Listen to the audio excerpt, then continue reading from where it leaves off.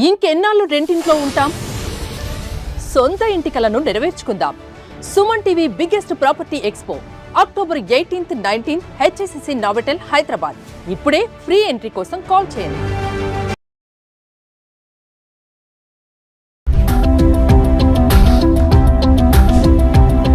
నమస్తే, welcome back to Suman TV. Present మనతో పాటు ఉన్నారు consumers affairs committee chairman మందరి Krishna Reddy గారు. నమస్తే సార్. నమస్తే అమ్మా. సార్, గోల్డ్ అండ్ సిల్వర్, బంగారం వెండి ధరల గురించి మనం చాలా వీడియోలో మాట్లాడుకున్నాం. మరి ఈ రోజు వెండి చూసుకుంటే 2 లక్షలు అయిపోయింది. మీరు చాలా వీడియోలో చెప్తానే ఉన్నారు బంగారం కంటే వెండికి చాలా ప్రాముఖ్యత ఉంటుంది ముందు ముందు రోజులు అనేసి.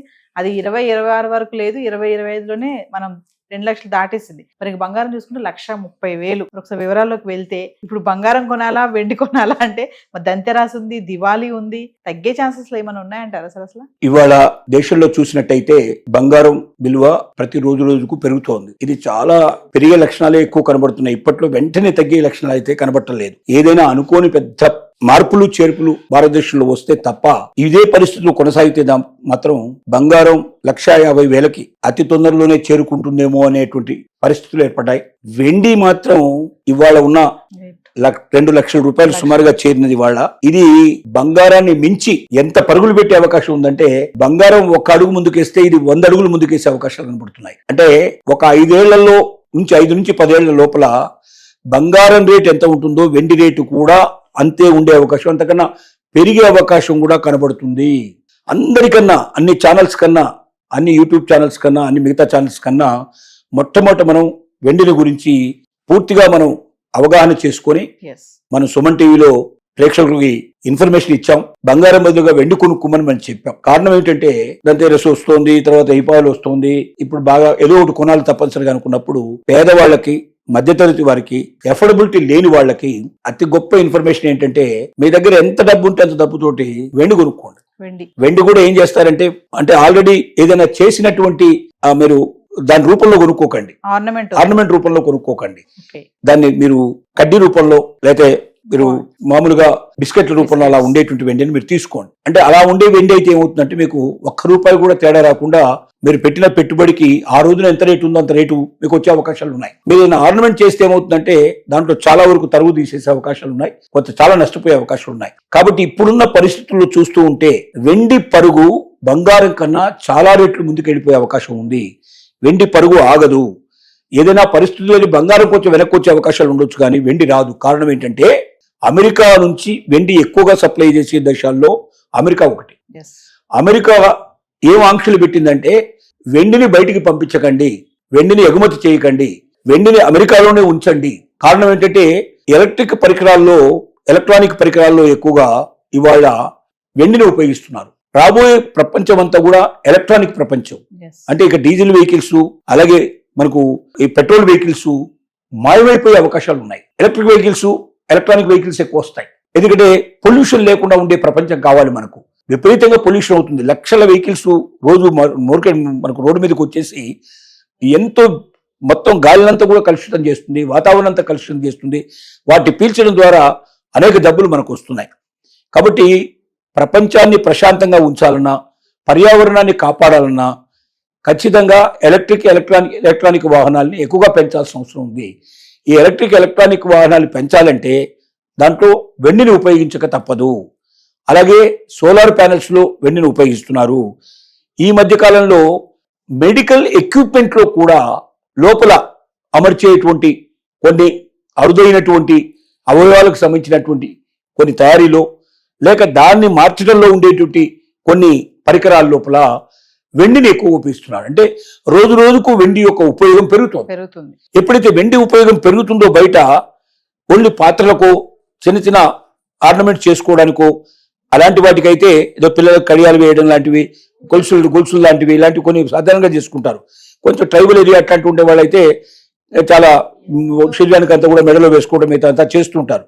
కానీ అలా కాకుండా ఇప్పుడు దానికి వాడేటువంటి వెండి ఇప్పటిదాకా ఉండేది కాబట్టి వెండిని ఎవరు పట్టించుకోవాలి. అందుకే 1 తులం రేటు బంగారంతో కొన్ని కిలోల వెండి కొనుక్కునే అవకాశం గతంలో ఉండేది.